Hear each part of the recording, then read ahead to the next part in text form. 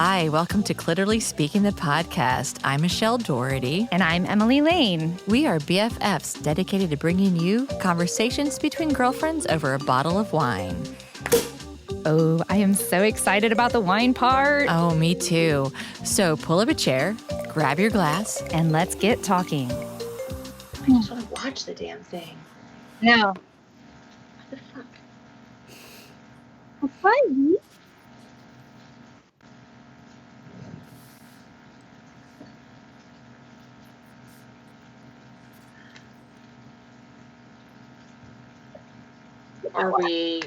Are we live? Hey, Emily, how are you today? Oh my gosh, are we live? Wow, that just snuck up on us. It sure did. I mean, that's what happens when I'm in my closet and you're in Studio C and we're not together. Things just kind of fall apart. But here we are. And I'm trying to watch us on Facebook. So if I can figure out how to do that. You're in Studio. Yeah, there we go. See? Okay. There it is. Okay, well, we're here. Michelle, it's so good to see you over there. How are you doing? I'm okay. Yeah, I'm doing all right. The reason we had to shift our idea today was that my oldest son, who's moved back, he is feeling under the weather with a few of those coronavirus symptoms. Wow. So I have put him to his room yesterday, and I couldn't have you come over, and he's gonna have a test tomorrow. Right. He's running a low-grade fever. The whole losing the taste and the sense of smell. Some of those symptoms that are not send you to the hospital kind of symptoms. But I certainly didn't want you to be here and get exposed to anything. Oh my gosh! It's scary, and I think the frustrating thing is, it's like, okay, great, I'm so glad you're doing the responsible thing, getting a test for him, but you know what? Those results aren't gonna come back immediately for 6 days, right? So, life will be on hold, right? Yeah. Mm-hmm. Oh goodness. But I'm loading him up on lots and lots of milligrams of vitamin C, vitamin D, those things, and so that we can at least minimize the effects or the symptoms. Right. Yeah. I hear ourselves. I do. So I think it's perhaps, I have ourselves muted. I know we've got a few parties in waiting to join this conversation, which I'm super excited about. Yeah. And a hungry producer, perhaps. Yeah, maybe she forgot. Denise is running the show for us from her place in downtown St. Louis. So this is all new, really new, because usually I'm controlling pretty much everything, and I'm not tonight. Do you have control issues, Michelle? No, not at all. I don't think that they're issues. That's the thing. You might think that there's an issue. But I don't think it's an issue. But I'm excited. I'm excited about what we're drinking. I'm excited about our guest today, and we're going to be. Hey, is that Iggy Pop? It is. He's joining the party. Yeah. But we definitely want to talk about a few things with our guest, Cyndi Swall, joining us all the way from Kansas City, or Kansas side of Kansas City. Welcome, Cyndi, to Clearly Speaking the podcast Time of the Month show. Hello. Welcome. I think this is marvelous that we can be synchronized even this far away with our time of the month. So we do synchronized drinking. 3, 2, 1. Okay. Perfect. Lovely. So for the show, we're drinking today on our side, and despite the fact that we are apart, that's sad. Yeah. We are drinking the same wine. We are drinking Dead Canyon Ranch This is So a good. Cabernet Sauvignon from 2017, Horse Heaven Hills. And so I'm kind of, it's just utterly yummy is what it is. I get basically what I'm getting on the nose, I get on the palate. And I'm really thankful to say that I can get all this stuff on the nose and palate, because it is a little proof positive that I'm doing okay health-wise. But, definitely get tobacco, vanilla, some cedar. I get brown sugar, blackberry plum, caramel. I mean, this is kind of like a Christmas torte or something. It's really delicious. Mhm. And for a Cabernet, I think this is, gosh, where is this produced? In the country here. I mean, it's Washington State. I just think it's not overly oaked or anything like that. It's yummy. Yeah. What do Yeah, you it's think? delightful. And until you said like a Christmas torte, I mean, now it's like everything totally makes sense in my palate. The aroma is fabulous, and it's very easy to drink for $13 a bottle too. Mm. You can't go wrong with this one. You definitely want to have a couple of these. This is gonna be one of those that you're gonna want to at least have 2 bottles, because you're gonna want just one more glass when you're done with the first bottle. Absolutely. Yeah, I agree. But now I guess I'm thinking that like a pair of black panties that have like a little Merlot shimmery color throughout it, and that maybe on the back it says, "I have no control issues." Maybe, I don't know. A little fun there. It could just say, "I'm bossy." Or I'm the boss. Yeah, bossy Right. versus gassy. Yeah, no, it's excellent. It's excellent. I'm glad we are drinking this tonight for sure. I'm glad we could plan ahead and split the bottle. Oh, absolutely. That was brilliant. So Yeah. What are you drinking, Cyndi? Well, I'm actually drinking, I didn't have time to get the Dead Canyon, but my favorite that I have, and since I found out we were doing red tonight, so I have this Cooper and Thief. Can you see it? Oh yeah, good. Yeah, Oh, so it's a Cooper and Thief, and what kind of drew me to this one, I admit that I'm like a bottle buyer. Like, I like the look of a bottle, and so that's cool, I want that bottle. And I know that's wrong, and I apologize right now for the wine lovers. I do that. But the reason I bought this is because there's a thing down at the bottom that says aged 3 months in bourbon whiskey barrels. Nice. Yeah. And you can tell that too, right? So I don't have real discerning taste, but you can taste like it's a little bit like it's good for in the winter time. In fact, when I was thinking about like what kind of panties come to mind for me, it was interesting that you said the Christmas concept, because in my mind, what came to mind is like a plaid flannel boxer, but I'm seeing like the whole ensemble, right? With like a white braless tank, maybe some UGG slippers. Yeah. So absolutely. It could be a Christmas onesie. A Christmas oh onesie. yeah. I wonder if we were all trying to like manifest a little cooler weather here, or maybe for 2020 to be over. Like something like that. Maybe we're trying to do that because all of us are thinking about cooler times when we can get all snuggly and warm. So yeah. I mean, I think that's an interesting transition to talk about a little bit about your specialty, Cyndi. I mean, here we are. We're like, okay, manifesting the next season, or trying to manifest it, colder weather, comforts, things that bring us joy and peace, love, and happiness. And you being a Bliss Mentor, I would think that is something that is coming in need at a greater scale more than ever right now. And I guess I'd love to know, I mean, I think we all define bliss a little bit differently. Like, what does bliss mean to you? And how did you make this transition to say, I want to bring bliss to everyone? Well, that's a loaded question. I'll try to give the abridged version there. But as far as like what bliss means, actually the first chapter of my book is redefining bliss. So trying to figure out what exactly it means to you, really. But one of the things I've learned over time is that really genuinely, consistently happy people don't live in this constant state of Zen.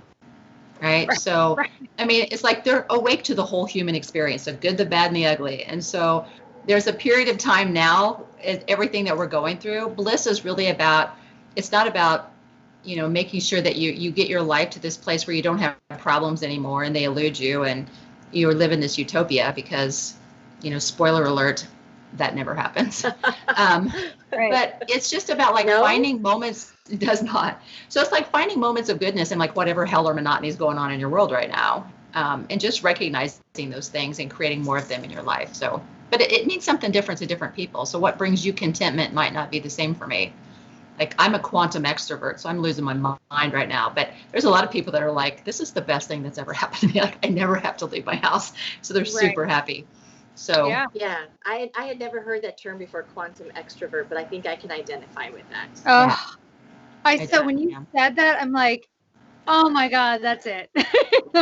Yeah, I get it. I absolutely do.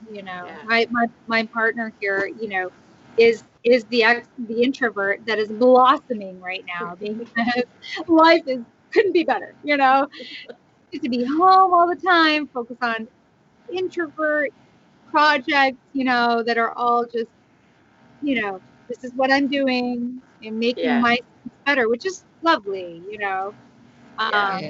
Yeah. As far as like how I got here, it was kind of accidental. I've been an executive coach for a number of years. I was internally for Sprint for a long time. And I realized that I was like much less interested in just making people better leaders than I was in making my leaders happier people. Because at the end of the day, what I found is that the leaders who had good work-life integration, who knew what their values were and made decisions based on those, who spent time with people they like, I mean, they were just better leaders anyway. And they were a hell of a lot more fun to work with. So I thought, you know what? I'm really less interested in how to teach people to delegate and do strategy and all that stuff. I can do that. But at the end of the day, it's like everything we do really is just to be happier. So that's not new information. So when what prompted me to reach out, because Cyndi and I have been friends for a while through another mutual friend and our Kathy Chechik, and but Cyndi had a Facebook conversation the other day that was I thought brilliant, and I thought we should be talking about that here on our podcast, especially for the time of the month. And it was about effort. And I know that we have some slides prepared, and I will wait for our producer to give me the thumbs up that they have been showed. Because when I was reading the Facebook post, I was like, we can all identify with it. And it's basically, somebody's giving more effort, and how do you balance that out? And, and when do you stop in a relationship? When is like you're putting so much stuff over? So there it is now. It says, you know what? Sexy as hell. Effort is fucking sexy, right? So sexy. And go ahead.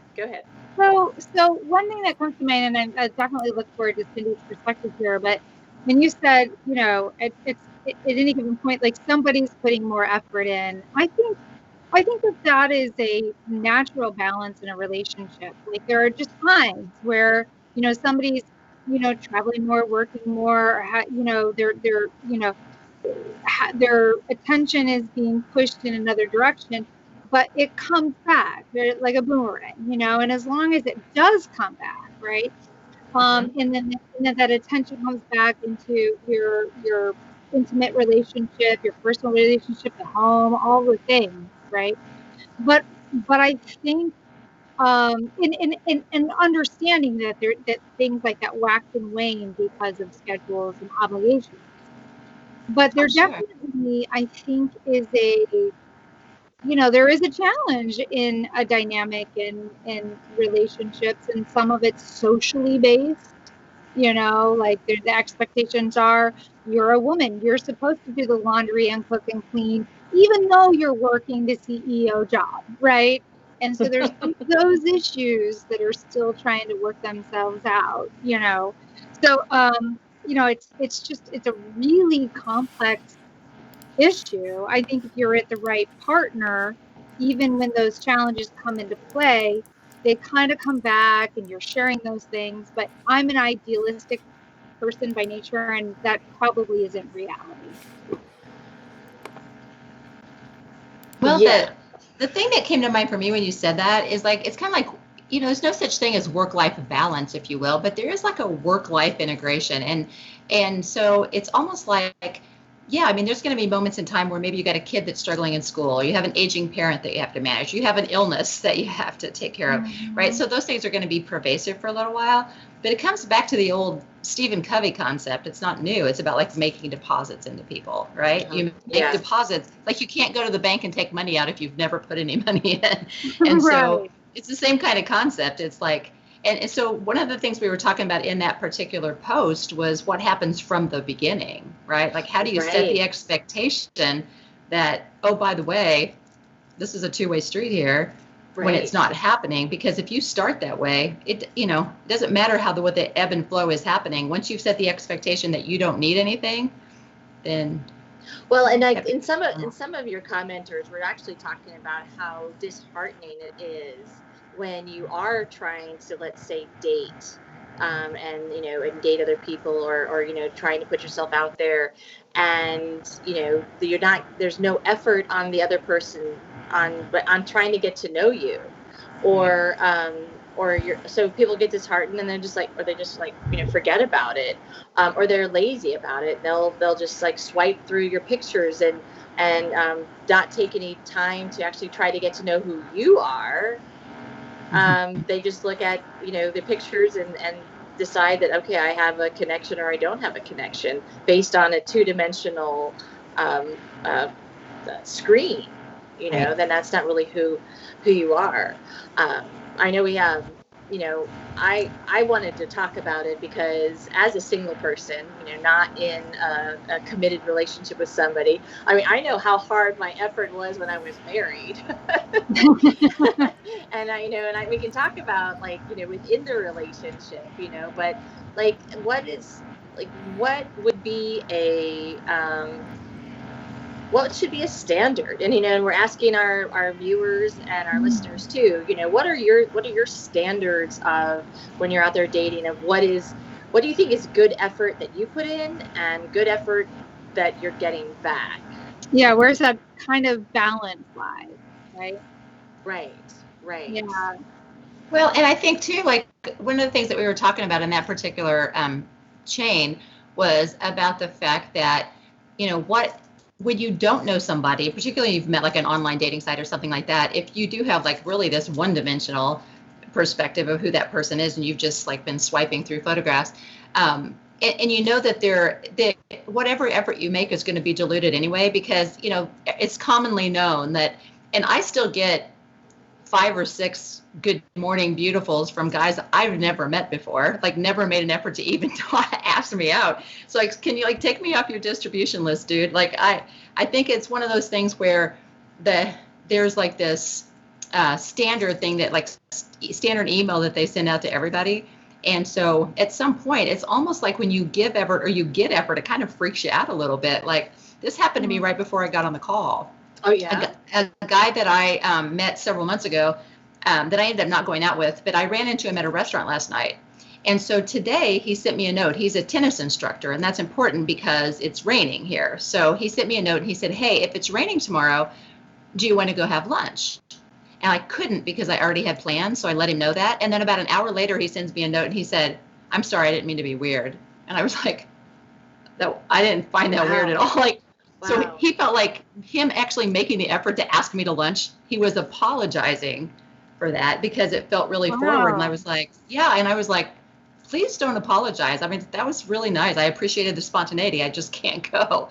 But it's almost like any effort at all, I think that people are starting to like, oh my gosh, this guy's a creeper, or he's a stalker or whatever. It's like, no, he's just making some effort, and we need to learn to appreciate it. That is so interesting because, me, like, effort to me is really appreciated. And, like, so Jamie Walsh, a friend of ours, just commented in our notes here that, in her relationship, she's seen times where it's like, hey, honey, how are you doing? And they respond with the simple, good. And then they don't respond, like to find out how you're doing. And I have to say that is a really common thing I experience and have experienced in my past, like, that follow-up question that I want to know how you're doing too. And, oh, thank you for telling me I look good. You know what? Guess what? You look beautiful today too, honey. Those kinds of things. It's reciprocal thought.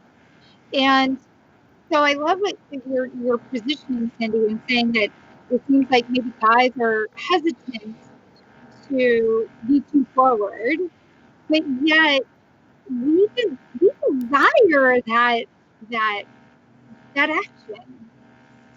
I think that the ability to text message has really impacted the men in my dating career the last 16, 17 years.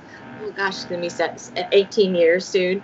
Has it like really impacted it because before they'd call you, now it's like this little poke, over the decades it was like a little poke with the text message, and then it's like now you get a text, and instead of just picking up the phone and calling them and answering all their questions with like a live voice, I respond with novels, like pages and pages of an answer, and then I'm apologizing that I'm texting so much, and they're like, oh no, some of them appreciate the detail, some, but I'm like, gosh, why didn't you just pick up the phone? But I would be nervous to, maybe he doesn't really want to talk to me. He just wanted to text me, so it's confusing, and I think maybe if we could disable the text messaging capability for men, as long as the women can keep it, because we definitely need to have the text messaging capability among us. Condensed speech on our side with a verbalization on theirs. I can see that. Wow. Cyndi, we do have a question from Jamie Walsh, and she says, I'm really interested to hear Cindy's perspective on internet dating and effort. Someone you just met. Wait a minute, I have to take a drink before I answer that. That's a big question. I just need to drink out of the bottle before I answer that. Well, it's kind of interesting to me because to me, it's like online dating in and of itself. And I know people meet people that way. I know people who've met significant others that way. I'm not one of them, but I have known people to do that. But it almost feels like the online dating process itself has kind of weaned us away from consideration, if you will. Like when I first started on online dating years and years ago, I felt like I needed to answer everybody who wrote to me. I thought, well, I need to answer because like if they took, like sometimes they'll like write this soliloquy, you're like, if you took the time to write that to me, I should at least say hello and thank you. But I've had men tell me the opposite. They're like, no, it's like, don't answer me if you're not interested in me because like I don't need you to reject me in person. Just oh yeah. Oh, wow. And so for me to be able to like just delete, like someone writes me a note to just delete it goes against everything that I am. It's so hard for me to do that. And it's not because I'm such a great person. It's just rude. But it's a quantum extrovert. But maybe it's the quantum extrovert. Maybe it's the writer in me. I don't know. But I think, but to me, it's like if I take the time to write to somebody and they just ignore you, like there's a couple of terms that have that online dating is actually created in our Urban Dictionary. Number one is ghosting, right? I know. Right. Yeah, and the other one is called breadcrumbing, which I just found out about recently. Are you familiar with that? No, but I totally get what you're saying by dropping that phrase. Yeah, so they're just like they like little touch points, so you don't ever go away. It's like they're not going to make the effort to actually ask you out, but they don't want you to go away. They need to like have you in the sidelines in case something comes up and they need to date or something. You need to be in the pocket, yeah. Yeah, just keep you in the pocket. So those are things that are happening. But as far as like how much effort do you put into that, to me in a perfect world, if dating were perfect and someone actually asked my opinion on it, I would say you would have to pick one person and just say, I'm going to do 3 dates with that one person. And after 3 dates, and you can't talk to anybody else while you're on those 3 dates. You know what I mean? It's like, so during those 3 days, whether it's 3 days or 3 weeks, you can't be breadcrumbing all these other people in the process. Yeah. So because what it does is it forces us to actually make an effort to get to know something about that person. Like you're required to do 3 dates because think about it. Some people don't present well on a first date. Either they're really nervous or, whatever's going on. By the second day, you're having real conversation. But to me, think about it. Back in the days where I used to date. The rotary phone. That's right. Rotary phone. That's right. When they actually came to your house. So during that period of time, I mean, seriously, before online dating, you would meet someone organically. You'd meet them at work or at church or somewhere. Yeah. And then you'd get to know each other as a person, and you decide that you like them as a person, and then you think you might want to have more, right? But when you're online dating, the scenario is completely the opposite. So the first time you meet somebody, it's like a 30-minute interview to make sure that they can check the boxes. And then in the meantime, by the way, they're looking for your tragic flaw. And so what happens is, rather than when you first meet somebody organically, you start to get to know them a little bit, and you look for the things that you really want to see. It's like a confirmation bias, right? You seek out evidence to support what you already believe.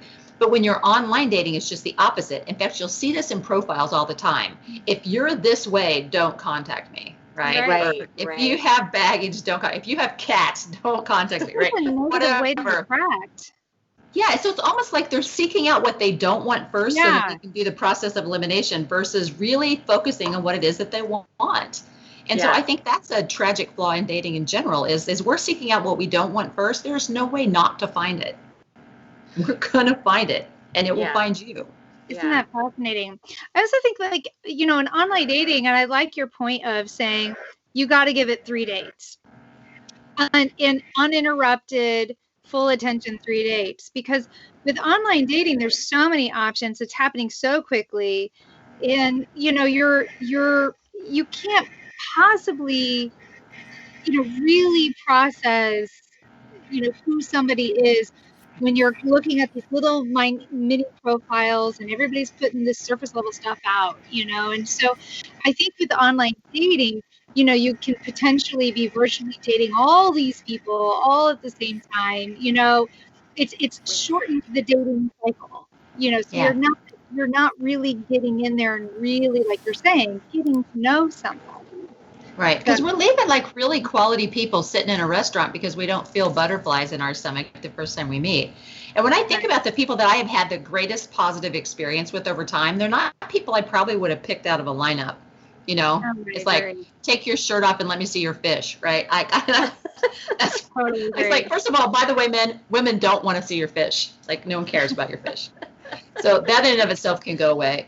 But I think part of it is, and so I don't know if that answers your question, Jamie, but the things that come to mind to me as far as what the effort should be is first and foremost, be willing to give the effort. Because I think a lot of times we become our own worst enemy when it comes to stuff like that. I even saw that in when I was with my daughter's dad. Like when my daughter was born, he wanted to be real involved in everything, and he wanted to feed her and change her and do all that stuff. And so, which was great. But when he'd be feeding her, of course, milk would be pouring down, and I'm over there with a wipey wiping her face up, and he would put her diaper on, not to my standards. So I would take it off and put it back on again. And so it didn't take him very long to figure out, it's like, well, I'm not going to do it right anyway. So he just quit doing it. I'm feeling resentment, right, over the fact that he's not helping. And so I think part of it too is what effort are we putting in as well?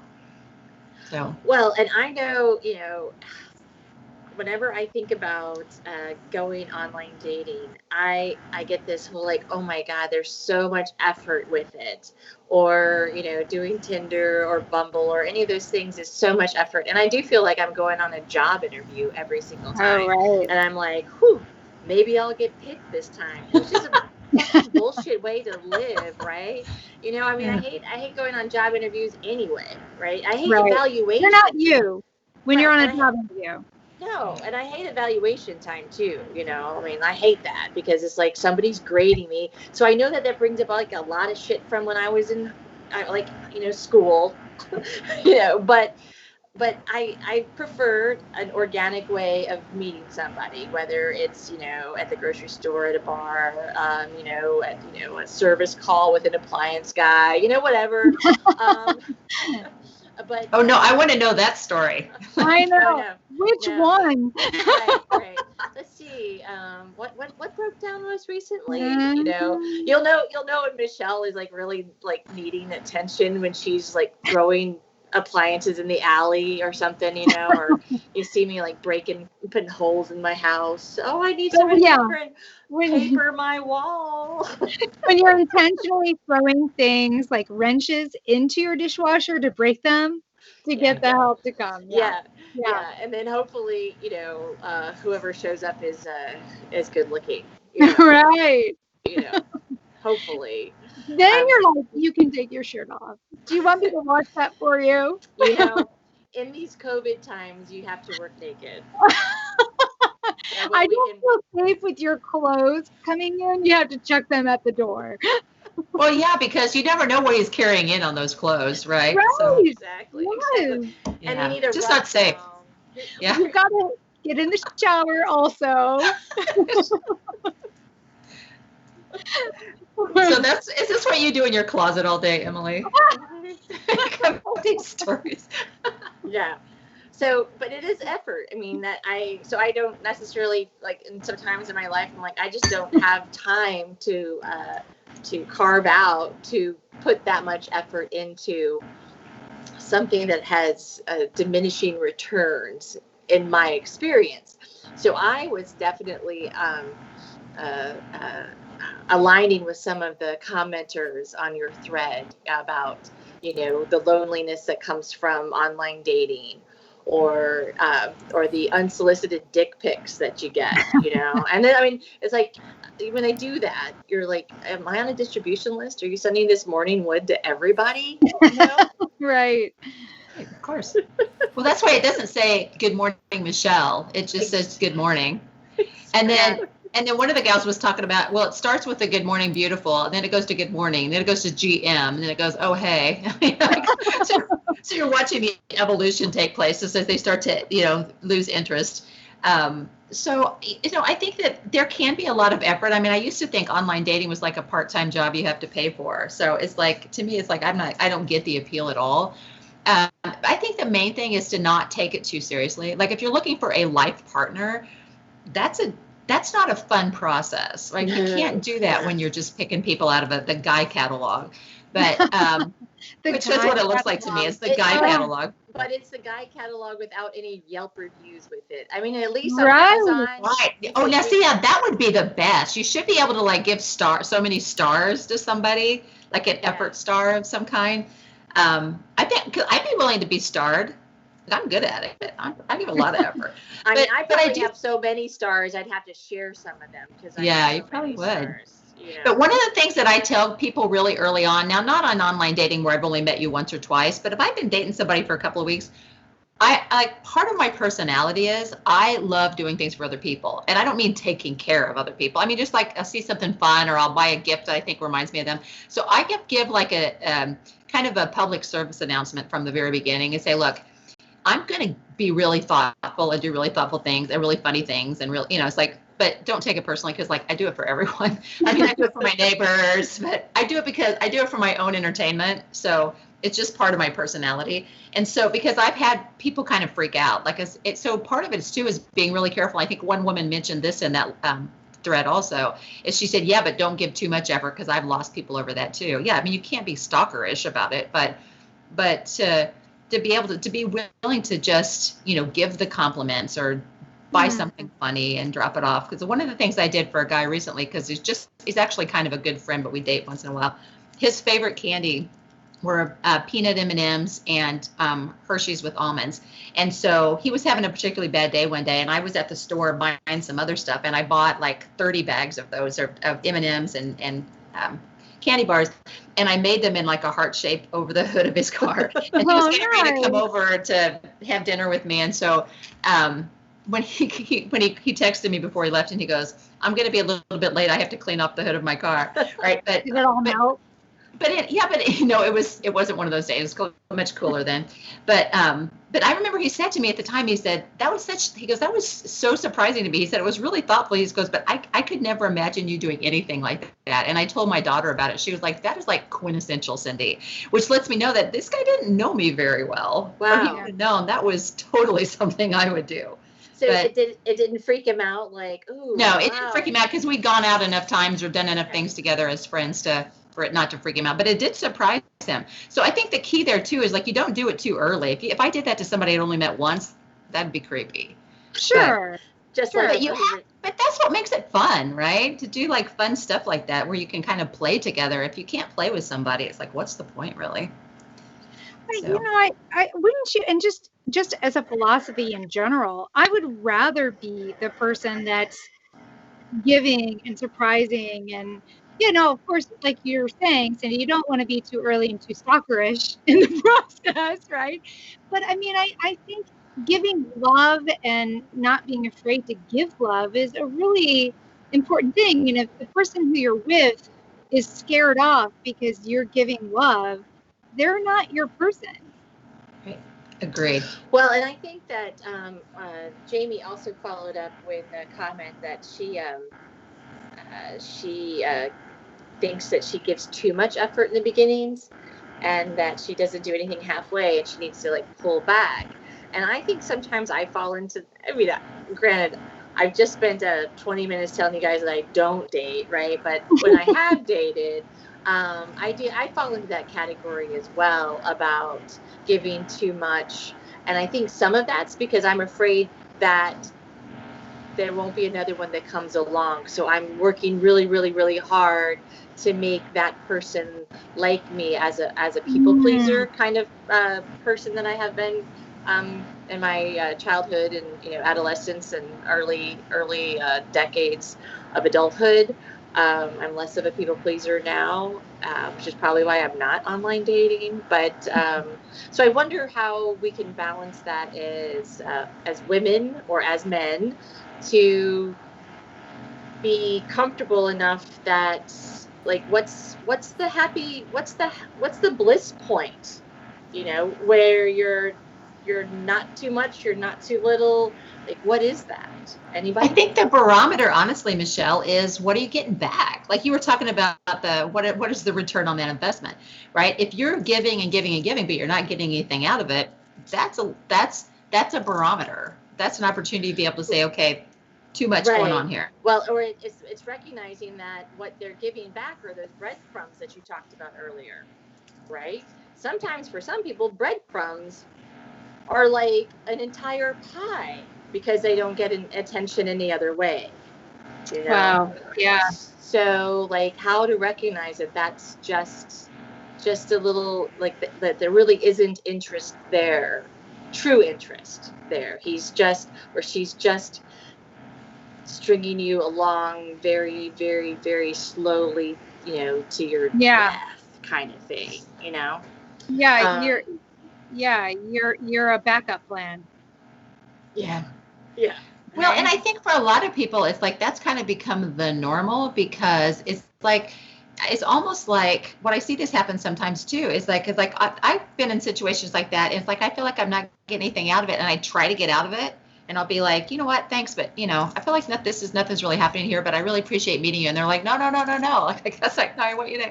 So, but it's almost like I don't want to say it's a conscious test, but it's like, I'm going to keep my feelers out. And as long as she hangs around, I know she likes me. And then, you know what I mean? So it's like this whole, like, I don't want to say lack of effort, but minimal effort. So kind of breadcrumbing, if you will. And so, because it's like they're waiting for someone to give the sign that says it's okay to give more. And sometimes it's like, I think as women, we don't ask for more. We just take the breadcrumbs. Right. Yeah, it's like we take them. Try to make a meal out of it. Exactly. It's like, well, I had enough breadcrumbs today to sustain me for the next 12 hours, so I'll probably be okay. You're like, how did he know I was on a diet? Yeah. But I think part of it too is just showing appreciation, right? And I think a lot of it's just, behavior rewarded is behavior repeated. If we show appreciation, like just say things like, I love it when you send me those little, funny memes. That makes me really happy. Yeah. Or I love it when you call in the middle of the day and just want to have lunch. I think that's super sweet. So I think part of it too is just continuing to reward the behavior. And I know that sounds really elementary and condescending, but it's really not. It's like especially when you don't know somebody very well, right? Yeah. And if you made effort and got slapped down for it, there's no real incentive to go out and make yourself vulnerable like that again. Right. Right. So maybe what we have to think about is those times when we've been slapped down, and then those times we've slapped others down, right? And then maybe in future partners, we we give them a little bit more of a break, and we give ourselves a break. You know. Yeah. Hey, Iggy Pup, what do you have to say about I all this? know. Yes. He's all about the love. He's like trying to get to my cheese platter right now. That's the truth. I love cheese. Yeah. So Nikki said that intent and communication is important. If someone isn't capable of receiving affection in your way, maybe they aren't your person. So doesn't that go to the fact, like, we have to kind of know what we want and who we are? I mean, think about how much more we know what we are, who we are today, as opposed to when we were 20, 21, 25, 30, right? It continues to expand each year, right? We were pretty reckless daters in our early 20s because you were quite sure. Did you leave a trail of bodies behind you, Michelle? No, I use this muriatic acid. It takes care of everything. There's no trail of bodies. There's, no one knows. But yeah, so like, how do you have that abandonment? You know, I look at my son who's 21 and he's out there dating, and and his friends, and I just remember there's sort of like there's an innocence, but a go for it, right? They go for it. They'll ask that girl out. They'll do those things, and then over time, because of our rejection and our experiences, we all become less. We become risk averse. Right? We may not ask as many people out, or we may not respond to those text messages or whatever, because of our decades of people saying no. But that might not be a bad thing, right? Because you're learning your lessons from those no's. You're learning that this isn't the right type of person from you. The question, the way you phrased it, wasn't the right way. So maybe your numbers are dwindling down as you get older, but maybe they're the right people, as opposed to let's just try everything and hope that one sticks. Next. Right. Well, and that's what I mean about like not taking it too seriously. I think when you go into it thinking, is this my life partner? That's a lot of pressure. Yeah. Like, it's a pressure to put on you. It's pressure to put on them. It's so the conversation or the question really should just be, is this someone I enjoy spending time with? And I think because we get so accustomed to going, he wore a tie with a short sleeve dress shirt. I could never marry a man who wears a tie with a short sleeve dress shirt. Like, so we make up stuff as an excuse to kind of edit out these people. Versus really getting to know them. And so that's what I mean about like the 3 dates. If this is someone that you enjoyed spending time with, but you weren't like gaga about, go out again, right? Yeah. Spend some time with that person and decide if this is something. But after 3 dates, you have a pretty good idea. Besides, after 3 dates, they want to have sex with you. So then you have to break up. It's not good, right? So, but 3 is like the magic number, right? Yeah. You don't have to have sex. Did you say you have to break up with them if the sex is not good? No, but I don't disagree with that. But I was just like, by the 3rd date, they're wanting to be intimate, right? Yeah, and so as adult people, you kind of have to go. So here's where this is the pivotal point in our relationship to decide, am I going to swap COVID's, fluids with you, or right. Or am I going to let you go? Right. But I mean, if like 3 times you can kind of go thanks, but no thanks. But by the time you go out the 4th time, you're dating and you have to break up. It's much harder. Especially if you don't want to have sex with them. Yeah. Right. I'm not saying you have to have sex after the 3rd date. I'm just saying it starts getting weird about then. And then let's say like the first sex isn't all that great. Do you need to give them 3 more times? Oh, absolutely not. I think no, absolutely not. But you know what? You can tell when you kiss somebody whether or not the sex is going to be good. We've had that conversation. We've talked about that. Yeah. Really? Yeah, that's totally true. Yeah, if they aren't good kissers, the sex is not going to be good. What do our listeners, our viewers, what are they saying about kissing and good sex? Let me look over here and see if they answered that question. We're talking love languages here. No, definitely. You know, when you were Yeah. talking about, Well, there's quality over quantity. I guess Nikki was talking about the kissing, quality over quantity. Go ahead, Emily. well, I lost my train of thought. I'm sorry. No. Yeah, sorry, lost it. Well, But Nikki also said that first time sex isn't always good. well, isn't that true? I mean, it takes a bit to learn each other's bodies and whatnot, but Yeah, but you can also maybe sense whether or not it will get any better. Well, and absolutely agree usually with you. too, usually first time sex is not good because you don't have intimacy yet. So if you're having sex after 3 On days, the you're third not having day, intimacy, you're having sex, right? And so it's only going to be evaluated on the mechanics of it, right? Yeah. But if you take the time, and I'm not suggesting this. I guess what I'm just saying is most of the time sex is not good because you don't have a connection of some kind, at least for women anyway. Yeah. Men don't Yeah. really need that connection, but women kind of do. Okay, Yeah. I have my train of thought back. All So, right. Cindy, we're talking about, evaluating somebody that you're dating under the terms of, is this somebody I'm enjoying spending time with? I agree with that premise as long as we're both on that same page of we're good with this staying at this place. Like Right. I definitely recall being in a relationship where I definitely had fun spending time with this person, but I did not see myself spending my life with this person. Right. And I felt like this person was absolutely moving down the path of life partner, you know? Right. And so that's a very hard thing when you're like, hey, this is fun. I'm having a good time. Like, you know, there comes a point where like, okay, I can't be selfish anymore.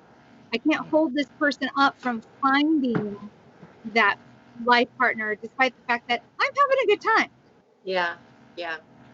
Well, I think that the key there is communication, right? Like we're grown-ups. By the time you get to be our age, if you can't have that conversation to be able to say, look, I really enjoy your company. I love spending time with you. It feels like you're looking for a life partner and I'm just not there. And I've had people say that to me before. It's like, I feel like you really like me and I really like you too, but I just don't love you. And it's like, okay, I appreciate that. Like, I think I'm not saying that dating is low risk. I mean, you're vulnerable. Yeah. I think it was Billy Joel has a song that says, when you're in love, you're always insecure. And I was like, that Oh, is wow. so true, because it's like you're putting your heart on the table and going, here you go. And someone's either going to take it or they're going to go, nah, I'm good. You know what I mean? So, Right. and so it's always going to be vulnerable. And so it kind of goes back to the 4 agreements. It's like never to take anything personally. If you are going to do the numbers game, which is exactly what it is, which is what online dating is. If you're going to do that numbers game, you have to know. It's like being a salesperson, right? You're out making sales calls, and 80% of your sales calls are not going to turn into anything. But when that one happens, then it's worth the effort that you put into it. But yeah, I mean, it's tough on the ego. Dating is tough on the ego, and online dating is even tougher on the ego because it's not given the same consideration as someone you really care about. So don't take it personally. That's one of the 4 agreements. What are the other 3? I knew you were going to test me on that.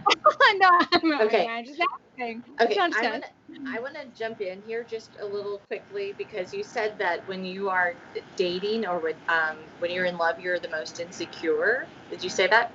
Yeah.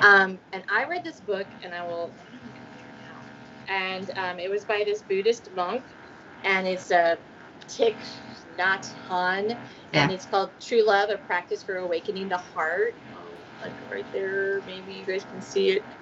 There it is. And he says that when you are actually in love, true love, is that there's freedom. You're no longer insecure with that. Because you're communicating, right? You're telling each other how you feel. Just it's like you're not afraid that they're going to break up with you tomorrow, or there's something you said that was wrong, or there's no fear with that. Sure. Yeah. I think that's lovely. Yeah. So I'm not trying to discount what you said, but I wanted to I think that's true. But I think when you're talking about true love, when we're talking about when you're in love, you're always insecure. So if one person's in love, like Emily was talking about, this guy was in love, her not so much, then you're constantly trying to get that person to feel love for you, and it's just not there. And it's it's a very insecure feeling. But yeah, when you're talking about true love, and that's why it's like the ability to be able to say, this is how I feel, and be able to process that, even if you're not at the same place. It's a very mature position to be in, and that's the challenge a lot of times with online dating, is you're not always dealing with mature people, women or men. Well, because that kind of relationship takes effort. That kind of friendship takes effort, and and hard work. And sometimes we don't want to put that much in to get rejected. If we ultimately, if we're always thinking about, well, it's going to end, it's going to end. At some point it's going to end. I know he's going to leave, or she's going to leave, or, and we don't necessarily think about just living it today within that relationship. Boy, am I getting very deep. I know. It's like, that is so profound, Michelle. I'm just taking notes here. People are going to be like, this is way too much to process on a Facebook Live. At that time of the month. I mean, we're emotional on our time of the month, Maybe I'm being broody. I don't know. Bossy, broody, it's what it is.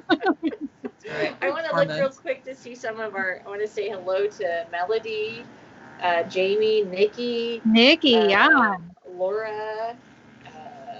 I know John earlier. John, absolutely. Denise, Frankie. Yeah, lots of our friends are joining us today. Lots of our friends are joining us. Okay, good. Nikki agreed with me on the monk. So we have about a few minutes left in our time of the month, because Emily and I. Almost over already. Wow. It's only an hour on the last Wednesday of the month, and we want to talk about your book. Yeah. Yes. Tell us about your book that came out, that you, during COVID times, you tried releasing a book and everything that goes with it. So tell us. And I just happen to have one. No way. Fabulous. I do. Yeah. You made some effort.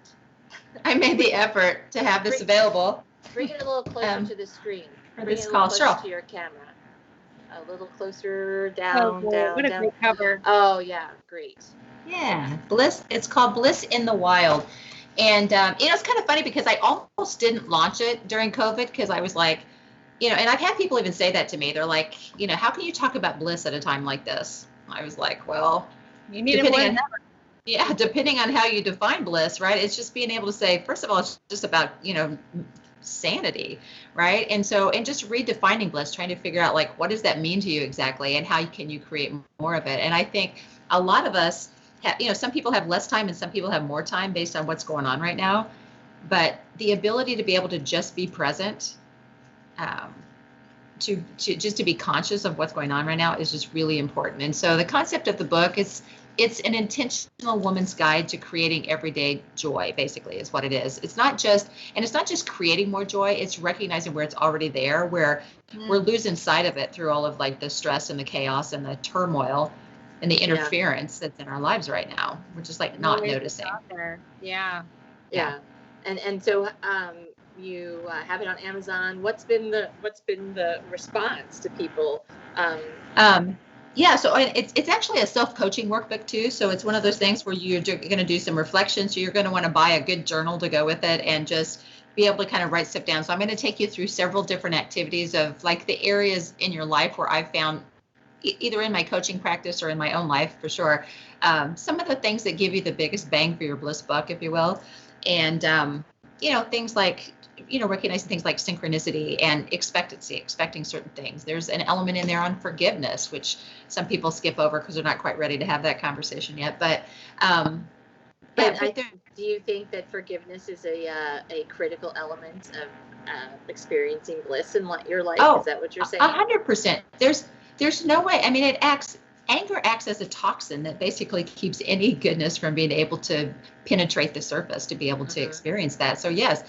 And I think a lot of people struggle with that. I've been doing a 10-week online virtual bliss camp, if you will, on some of the main concepts of my book. And I did forgiveness first because I know that's the one that people struggle with the most, especially now with it launched that first forgiveness episode right after the George Floyd episode. And I think there's a lot of people that were just like, you're asking us to forgive what's unforgivable. And so helping people understand it's not about condoning the behavior. It's about freeing yourself up. I think it's like Nelson Mandela said, when they released him from the concentration camp, from as a prisoner of war. And he's like, I knew that if I didn't leave my anger at the door, I would still be in prison. And so helping people understand that. So forgiveness is a big part of creating bliss in your life. So a big part of what it is not what you bring to your life, it's what you're willing to release. Habitual patterns of thinking, how you're making decisions, things like that. Just the manifestation cycle.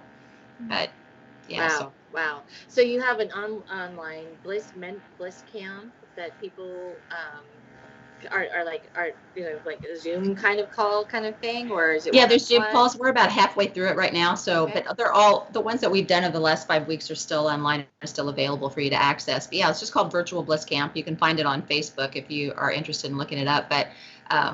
But yeah, we're having a really good time. I mean, I've actually brought in 10 separate speakers. So I have speakers that are coming in from all over the world, really, that are sharing kind of their area of expertise around some of the topics that we talked about, whether it's, connection or forgiveness or synchronicity, whatever it is we're talking about. But it's been fun.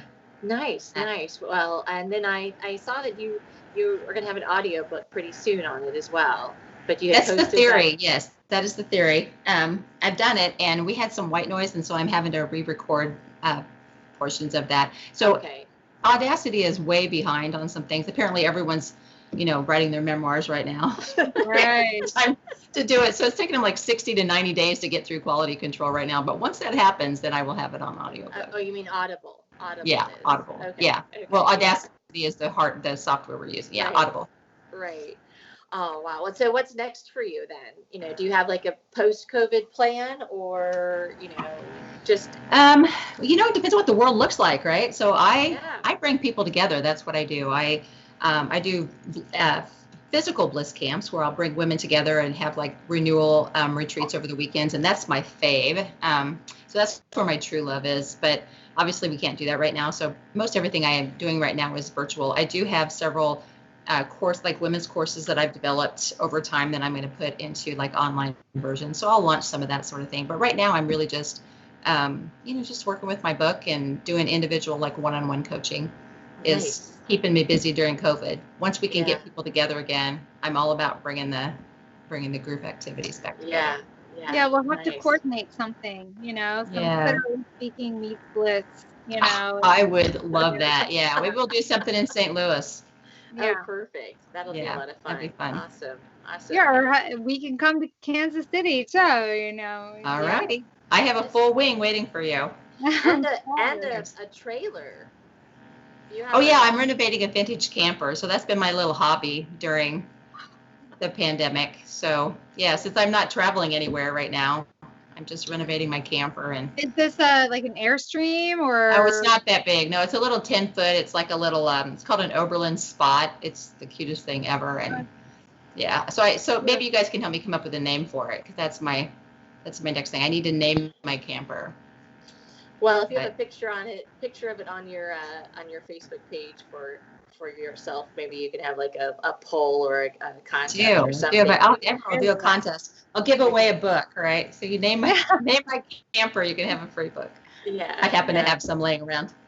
Weekend in your camper. I like it. Yeah. I like it. It has to be a really good name. A really good name. Yeah. So, I'm really glad that you're able to spend some time with us today and to, talk about all the things that we talked about with effort in your book. And it's, it's just been wonderful. I've enjoyed it. I know, Emily. Absolutely. Yeah. It's fun to finally get a chance to talk to you. The next time I want to come there so that we can actually drink together. We'll be drinking the same wine. I love that. Totally. Wonderful. Totally. We'll drink in 3D and not in 2D. I want to say thanks to our viewers out there, sticking with us on our time of the month for July 2020. And we'll be back the last Wednesday of August, 8 to 9 p.m. Our cycle will repeat. Yes, it will. So, So oh my cheers, goodness. ladies. Cheers. Thank you so much. Thank you, everyone, for joining us. Cheers. Cheers. Night. Cheers. Okay.